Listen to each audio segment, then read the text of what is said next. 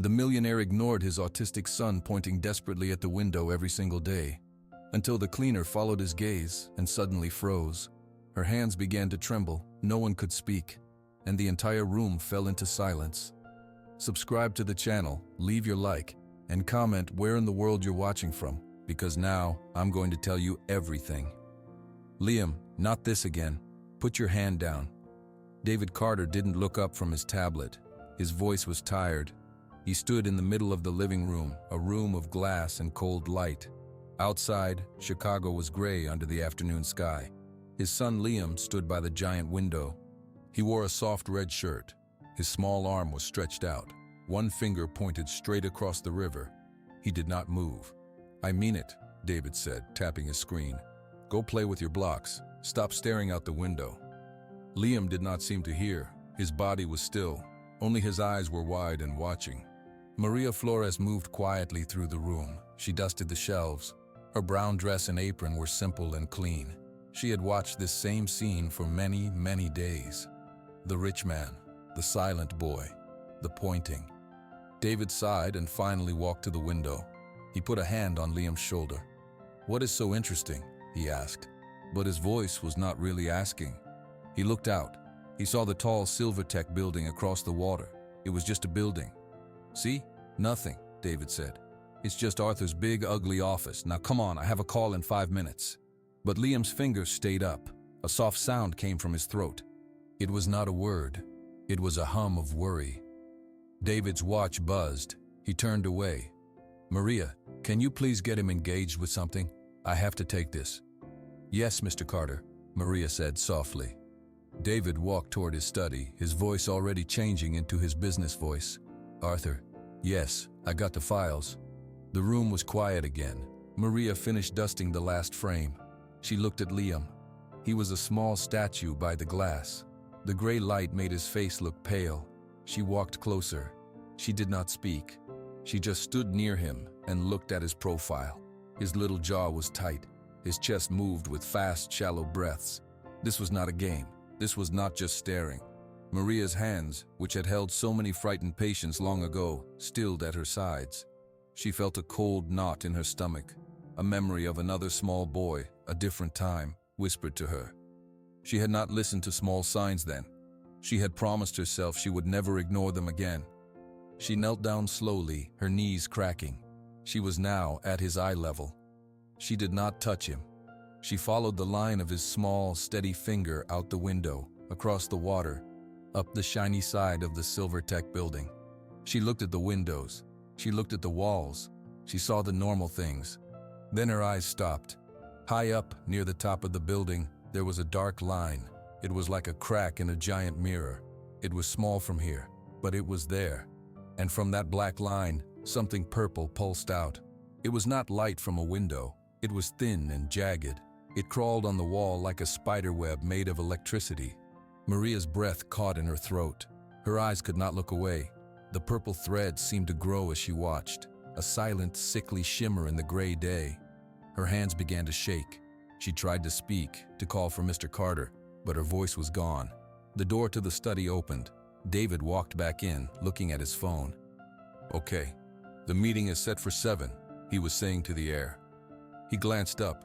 He saw Maria kneeling, frozen. He saw the pure white fear on her face. "Maria, what's wrong?" She could not answer. She only raised a trembling hand and pointed just as Liam did at the window. David frowned. He walked over, his phone at his ear. "What is it? Did something happen?" He followed their gaze. He looked out at the Silvertech building. He saw the offices, the windows. Then he saw it. The dark crack. The unnatural creeping purple. All the air left his body. His phone slipped from his fingers. It hit the floor with a sharp crack. For a long moment, there was no sound in the glass house. Just 3 people breathing, and the silent, terrifying pulse of purple light across the river. David turned his head slowly. He looked at his son. Liam's finger was still pointing. His eyes were fixed on the bad thing he had seen all along. David's voice was a rough whisper. "Liam, is that what you were showing me?" Liam finally moved. He lowered his arm. He looked up at his father's stunned face. and he gave one single slow nod. David stared at the purple crack until his eyes hurt. He finally blinked and looked down at his son. "You saw that? All this time you were seeing that?" David's voice was quiet. Liam looked back out the window. He gave another small nod. David picked up his broken phone. His hands were not steady. He walked quickly to his study. Maria stood up. She put a gentle hand on Liam's back. She could feel a slight tremble in his small frame. "It is okay, mi niño," she whispered. "He sees it now." In his study, David turned on his computer. His fingers flew over the keyboard.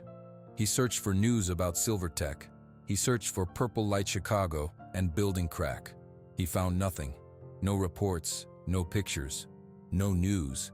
He called Arthur Finch on his office phone, putting it on speaker. The phone rang 3 times.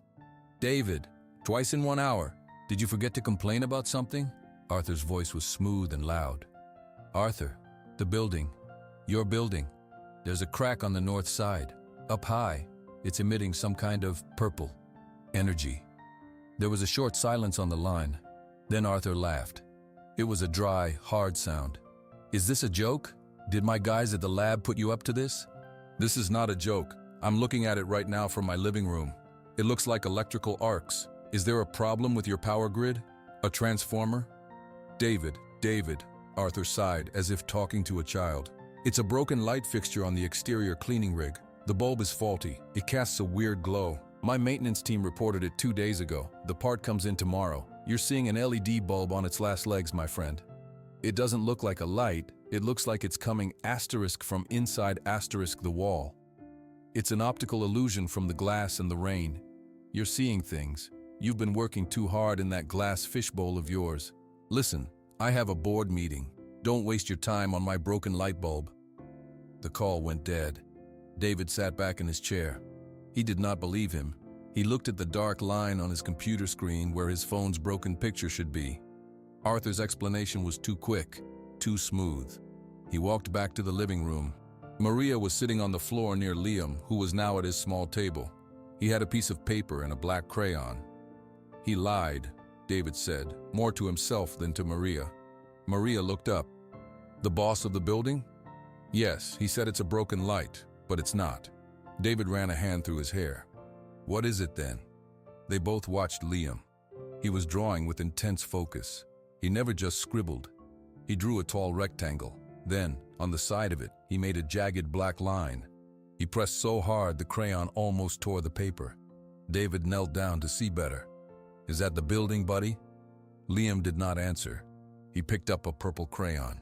He began to make sharp zigzag lines coming out of the black crack. They looked like lightning. Then he picked up the black crayon again. He made the crack bigger on the paper. He drew it wider at the bottom. "It's growing?" David whispered. Liam put down the black crayon. He picked up a red one. At the bottom of the page, he began to draw tiny stick figures. 1, 2, 3. Then he slowly moved the red crayon in a falling line from the top of the building down to the little people. A cold feeling spread in David's chest. He looked at Maria. Her face was solemn. "The people," she said quietly. "The sickness from the building. It will reach the people." Liam finished his picture. He put the red crayon down. He looked at his father. His eyes were clear and serious. He pushed the paper toward David. David held the drawing. It was a child's picture, but it was also a warning. A clear, terrifying warning his son had been trying to give him for days. "I need to find out what's really happening in that building," David said, his voice firm now. Maria nodded. She looked at the window. The gray afternoon light was fading. The purple pulse across the river seemed brighter in the growing dark. It did not look like a broken light at all. It looked alive and hungry. The drawing felt heavy in David's hands. The purple zigzags were violent against the white paper. "He says it is a broken light," David said, still staring at the stick figures. "But you do not believe this," Maria said. It was not a question. "No, Arthur was too fast to say that. He did not even ask where I saw it." David looked at his son. "Liam, this is very important. Does the purple thing hurt?" Liam looked from his father's face to the window. He brought his hands up to cover his ears. He squeezed his eyes shut for a second. Then he opened them and nodded. It hurts him, Maria translated softly. Not like a cut, but it hurts his senses. David placed the drawing on the coffee table. He paced the length of the glass wall. The purple light was a constant, sickly pulse in the distance. Okay, think, he said to himself. If it's not a light, what is it? A gas leak? Electrical fire? It eats the building, Maria said quietly. David stopped. What? She pointed to Liam's drawing. See? The crack is bigger at the bottom. In his picture, it grows. It is not a break. It is a spread, like a sickness. And the sickness falls on the people. The word sickness hung in the air. David's technical mind rejected it. Buildings do not get sick. But the visual evidence was right there, drawn by his silent son. His office phone rang, making them all jump. David walked over and saw the name Arthur Finch on the screen. He answered. David, listen. Arthur's voice was different now, less friendly. About that crack. My security team says someone from your address has been taking digital photos. You can't do that. It's a secure facility. I didn't take any photos. My phone is broken, David said, his voice tight. But I'm looking at it right now, Arthur. With my own eyes. I have a 6-year-old who's been pointing at it for a week. What is really going on? There was a long pause. David could hear Arthur breathing. Your kid, the quiet one? David, come on. You're letting a child's imagination and a faulty bulb spook you. This is embarrassing. I'm asking you as a friend to drop it. My maintenance team will handle it. When? The part arrives tomorrow. It will be fixed tomorrow. And if it's not a light? David pressed. It is. Arthur's tone was final. Do not make me have to get lawyers involved over a zoning complaint about light pollution, David. That would be silly. Enjoy your evening. The line went dead again. David put the phone down. He felt cold. The threat was clear and quiet. He returned to the living room. Maria was now sitting beside Liam, who had a new sheet of paper. He was drawing again. This time he used only the black crayon. He was drawing lines inside the shape of the building. They looked like a web or a root system, all leading back to the jagged crack. He does not believe you, Maria said. No, and he told me to stop looking. David sank into a chair. He felt a fear he did not understand. It was not fear of Arthur. It was fear that Liam and Maria were right, and he had been wrong for so long. What do we do? He asked. He was not used to asking others for a plan. Maria watched Liam draw his dark roots. We learn what he sees, his drawings. They are not just pictures. They are a map. He is showing us where the sickness is. Liam finished his web. He picked up the purple crayon. Very carefully, he began to color over the black roots. He filled them in, showing the purple sickness traveling through the inside of the building. David leaned forward. For the first time, he was not just looking at his son's art. He was reading it. It was a schematic, a diagram of an infection. He sees inside the wall, David whispered, awe in his voice. How can he see that? Maria shook her head. I do not know, but he does. And he is trying to show us the truth. We must follow his map. The map was spread across the coffee table. David stared at the network of purple roots inside the drawn building. He sees energy, David said slowly, the idea taking shape. Not the building itself. He's seeing some kind of energy leak that we can't. Maria nodded. She sat next to Liam on the sofa. The boy was quiet, tracing the lines on his own drawing with a fingertip. How do we understand it? David asked, looking at Maria. This map. We ask him, she said simply. She turned to Liam. Her voice was soft. Liam, can you show us more? The bad purple. Where does it start? Liam looked at her. He slid off the sofa and walked to his table. He took out a fresh paper and a blue crayon. He drew the building again. Then, deep in its center, he drew a circle. He colored the circle solid blue. He pointed to the blue circle, then tapped his chest over his heart. The heart? Maria asked. The heart of the building? Liam nodded. Then he took the purple crayon. He drew a thick, violent line from the blue circle out to the walls. He made the purple crack on the outside. David came closer. So the problem starts inside, in the heart, and it bursts out. He looked at his son. Liam, does the heart feel sick? Liam put down the crayon. He wrapped his arms around his own stomach and bent forward slightly. He made a low, pained hum. He feels it, Maria said, her own face full of sympathy. In his body, he feels the sickness of the machine. Machine? David said. The heart of a building is a machine. The furnace, the power, something is wrong with the power. David's mind, trained on systems and engineering, finally clicked into gear alongside Liam's images. A power source, a malfunction, a visible energy emission. Arthur's lies. Okay, David said, sitting on the floor near Liam. Okay, I need you to help me, buddy. Can you do that? Liam watched his father's face. He gave a small nod. For the next hour, David did not look at his email. He did not take a call. He sat with his son and a pile of paper. He asked simple questions. Is the purple sound loud? Liam covered his ears. Is it hot? Liam shivered and shook his head. No. Does it vibrate? Liam nodded fast and patted the floor. David turned to Maria. It's a low-frequency energy pulse, possibly resonant. That could explain structural fatigue. The crack. Maria did not understand all the words, but she understood David was finally listening. What does it do to people? She asked, pointing to the stick figures in the first drawing. David's excitement faded. I don't know, but if Liam can feel it from here. He looked out at the pulsating light. It's getting stronger. As night fell, Liam grew tired. He began to line up his crayons on the table, putting them in a precise color order.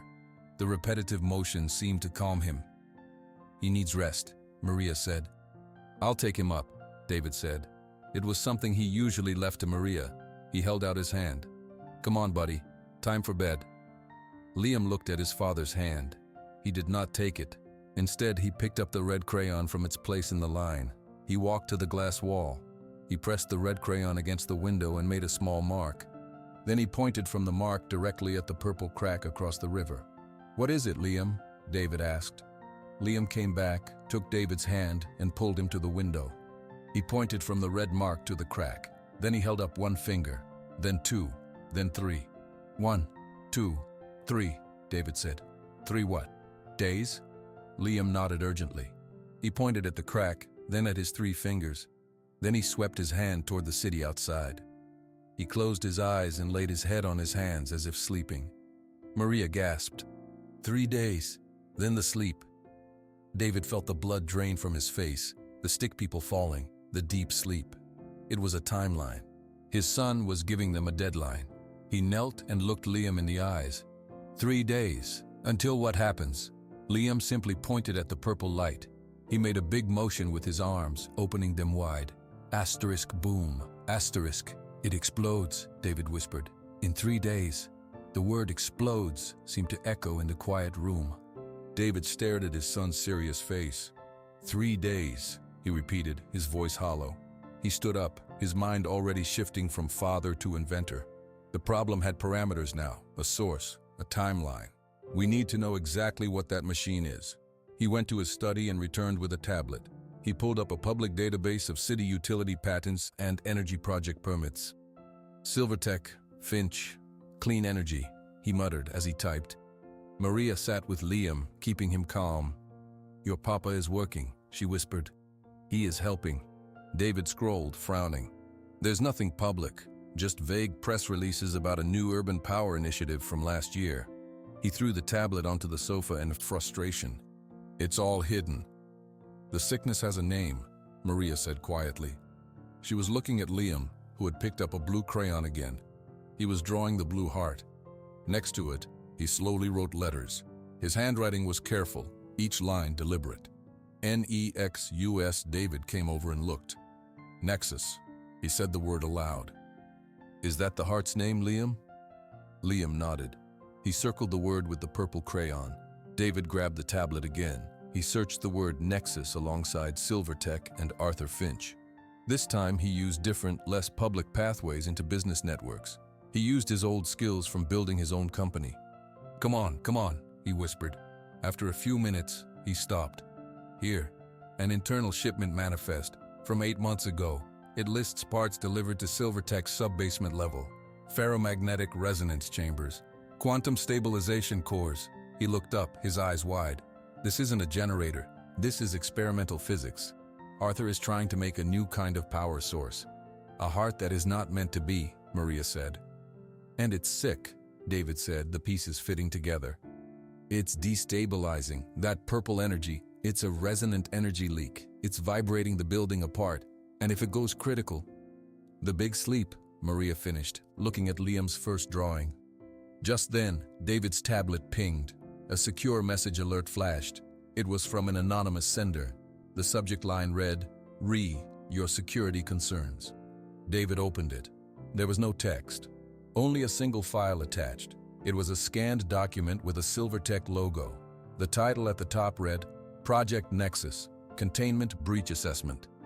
His hands were cold as he scrolled. The language was technical, but the conclusions were clear. Maria, he said, his voice tight, listen to this. The Nexus core is experiencing a cascading harmonic dissonance. The emitted resonant frequency is bioactive. On rupture, this frequency will induce irreversible neural stasis in all biological life within a 3-mile radius. He looked at her, translating. It means when it blows, it won't just break the building. It will put everyone downtown to sleep. Forever. Maria crossed herself. The little stick people. The report is dated 2 weeks ago, David said, scrolling to the end. And the recommended action says, total project deniability. Initiate media blackout. Await corporate decision. He slammed the tablet down. They know. Arthur knows. He's not fixing it. He's hiding it. Why? Maria asked, horrified. Money, David spat. Shutting it down is a public failure, a scandal. He'd lose everything, so he's gambling he can hide it or fix it in secret while the city sleeps below him. David looked out the window. The purple pulse was a heartbeat of coming doom. They had a name for the sickness now. They had proof, and they had 72 hours. We have to tell someone who can stop it, David said, already reaching for his office phone. The mayor, the police, the fire department, someone with authority. Maria watched him, her hands folded tightly. Will they believe a paper from a secret message? They have to, David said. He dialed the mayor's public emergency line. It was answered by a woman with a tired voice. Chicago Mayor's Office. How can I direct your call? My name is David Carter. I own Carter Innovations. I have evidence of a catastrophic public safety threat at the Silvertech building. I need to speak to the mayor or his chief of staff immediately. Sir, for public safety concerns, you need to call 911 or the non-emergency police line. This is beyond the police. It's an experimental energy device that's about to fail. It could affect the entire downtown. There was a short pause. He heard typing. Sir, I've made a note. A liaison will review it. Is there anything else? David felt a surge of frustration. You're not listening. People could die, or worse. Thank you for your call, Mr. Carter. The line went dead. David tried the police non-emergency number next. He explained again to a sergeant. He offered to send the document. Send it over, we'll take a look, the sergeant said, sounding bored. David emailed the file. 15 minutes later, his home phone rang. It was the same sergeant. Mr. Carter, we got your email. We also got a call from the legal office at Silvertech. They said you've been harassing their CEO, Mr. Finch, with wild theories because of a business rivalry. They said you have a history of overstating things to get attention.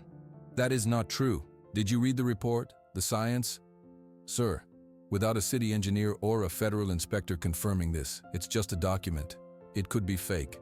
Mr. Finch's office is sending over their own safety certifications tomorrow. My advice? Drop it before they file a restraining order.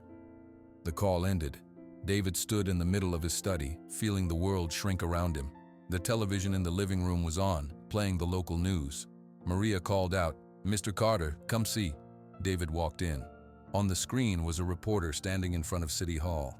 The caption read, Silvertech announces green energy breakthrough.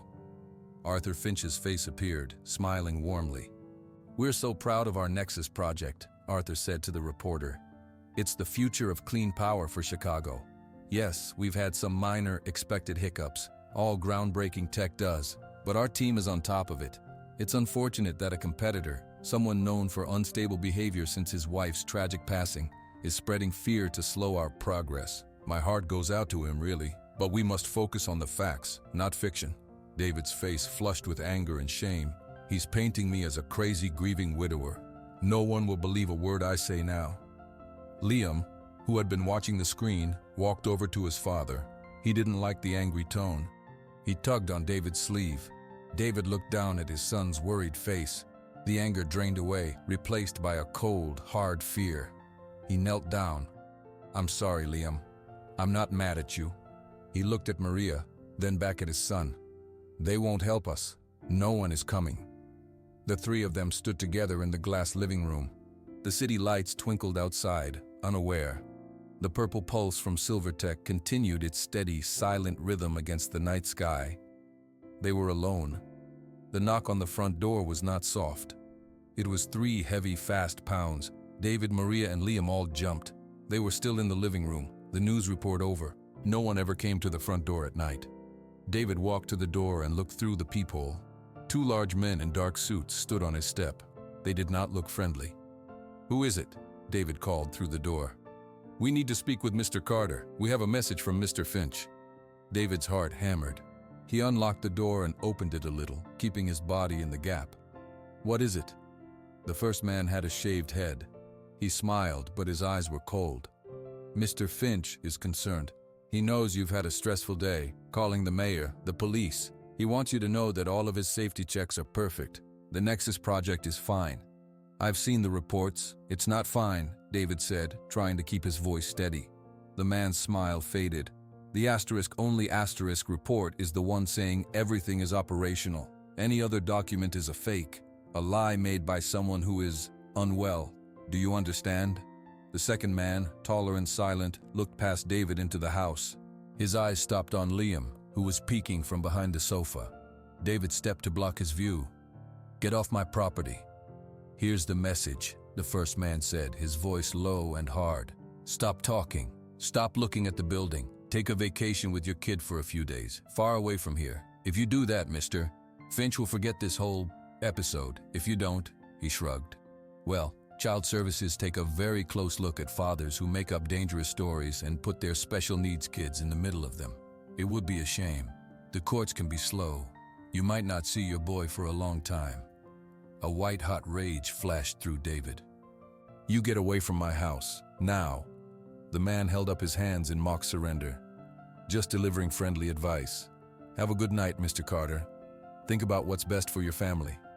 The 2 men turned and walked back to a black car parked in the driveway. They drove away.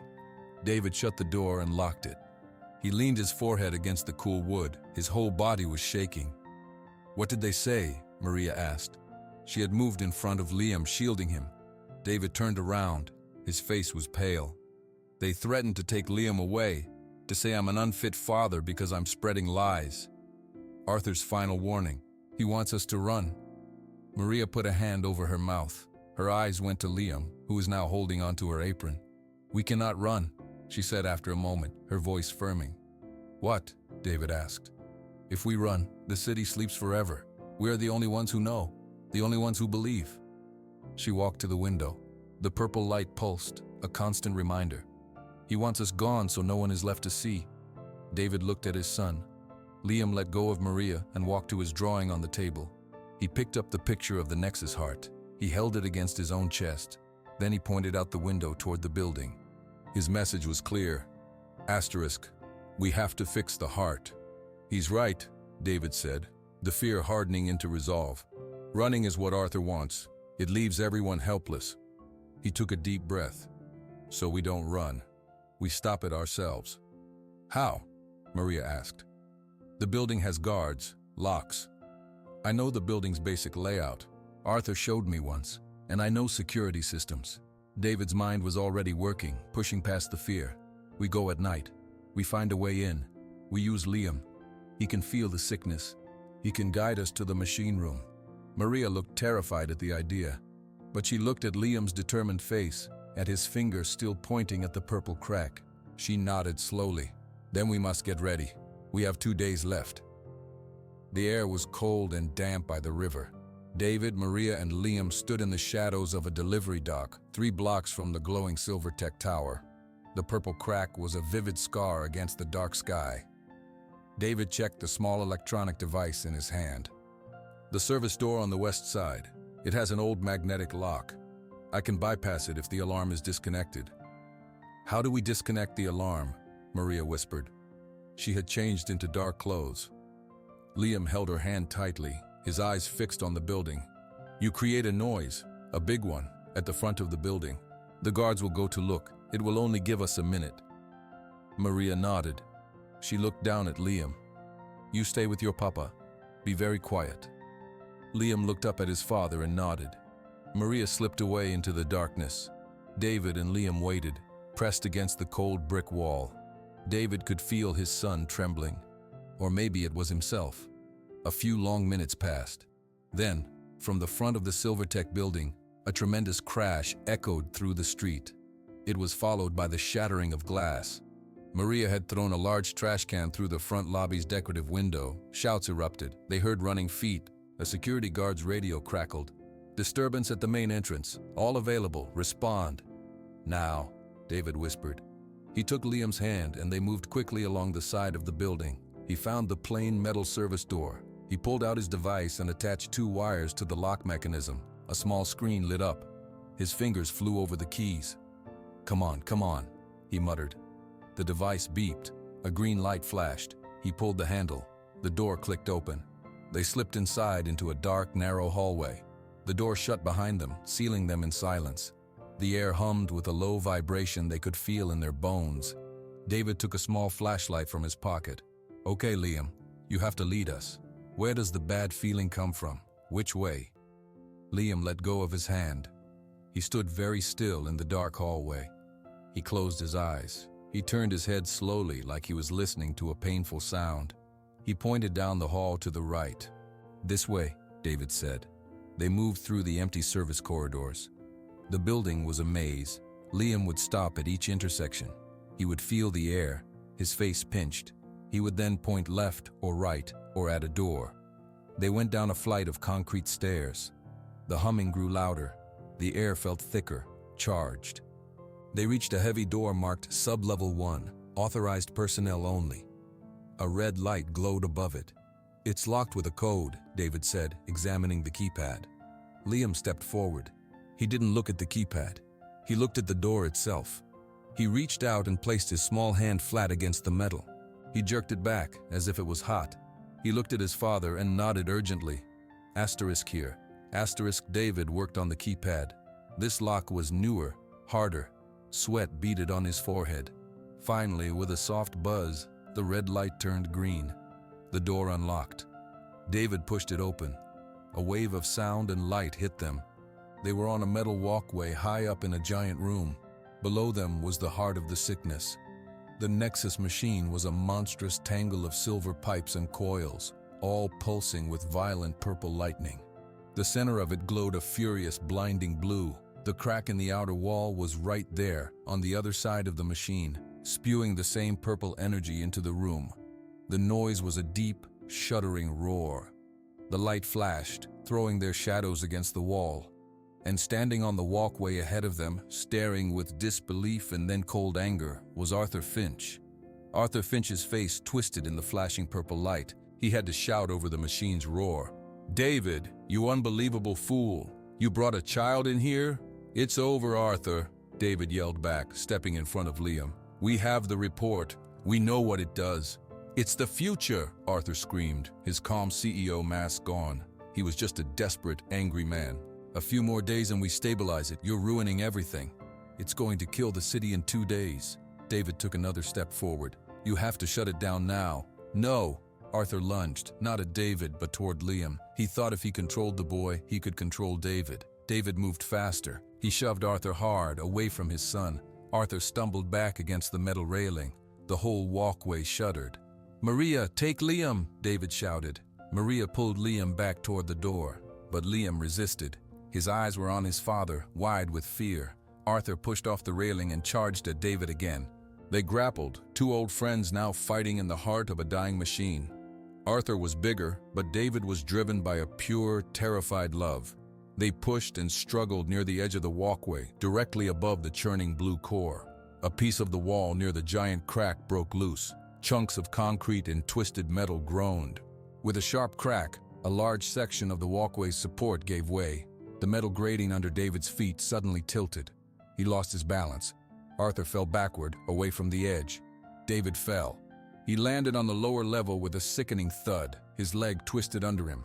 Before he could move, the falling piece of the wall crashed down beside him. It pinned his left leg from the knee down. A white-hot pain shot through his body. He cried out, "David!" Maria screamed. Liam tried to run forward, but Maria held him tight. Arthur stood up on the shaky walkway. He looked down at David, trapped and helpless. A strange smile touched his lips. "Now you'll stop. Now you'll see." David pushed against the concrete, but it was too heavy. He was stuck. He looked up at Maria and Liam. The machine roar was getting louder, higher in pitch. The purple lightning flashed more wildly. "The sequence!" David shouted to Maria, his voice raw with pain. "From the report. You remember the shutdown codes?" Maria's face was pale. She looked from David to the raging machine. She looked at Liam. "I cannot leave you," she said.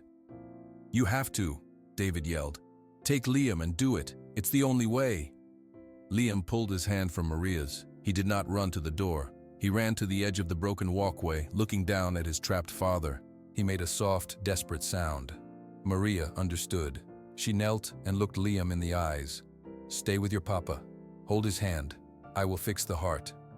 Liam nodded quickly.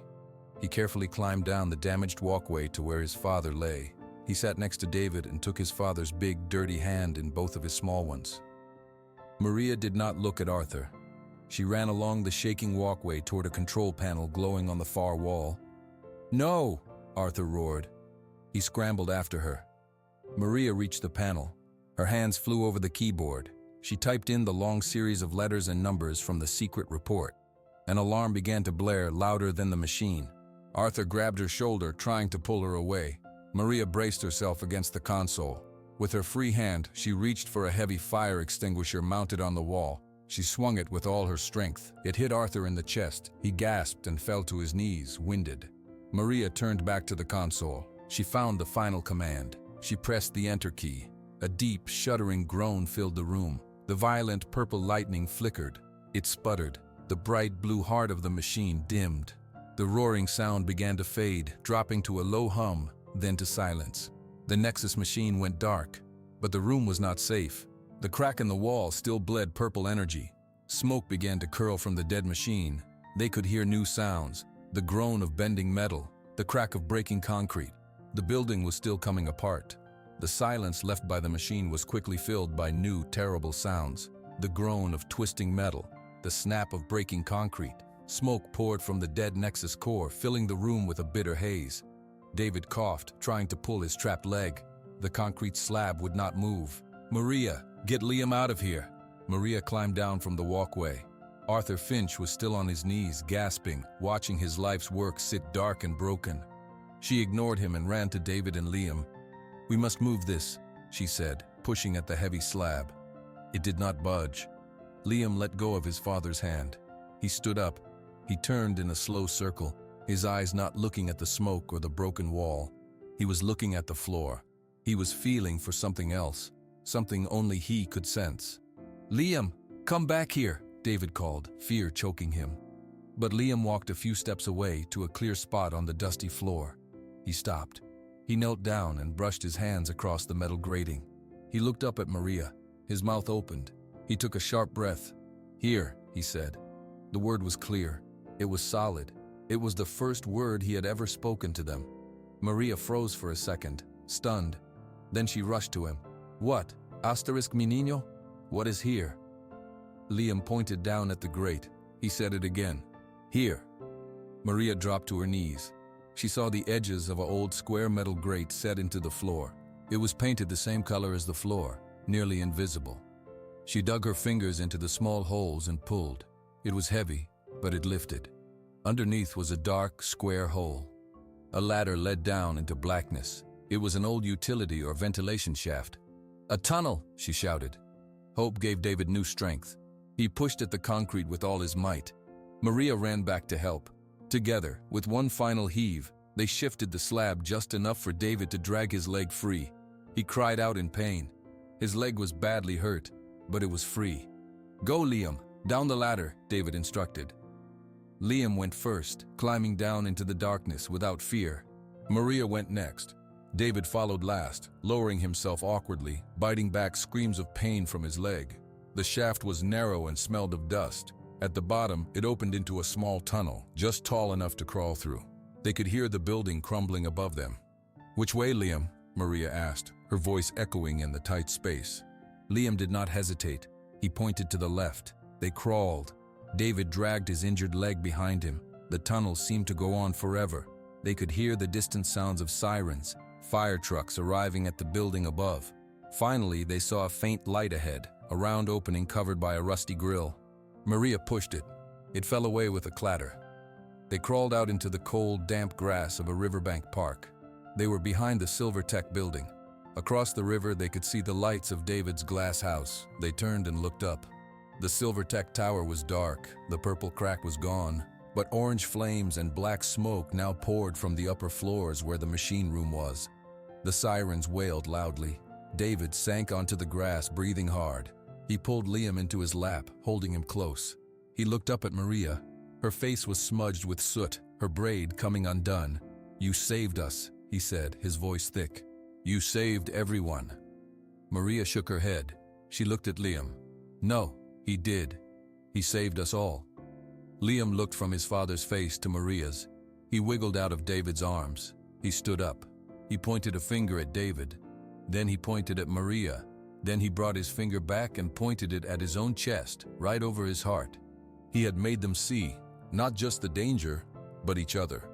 David reached out and took Maria's hand. He held his son's hand with his other. They sat together on the grass, watching the fire truck spray water on the burning building. The glass house across the river was just a building, but here, on the damp ground, they were finally home.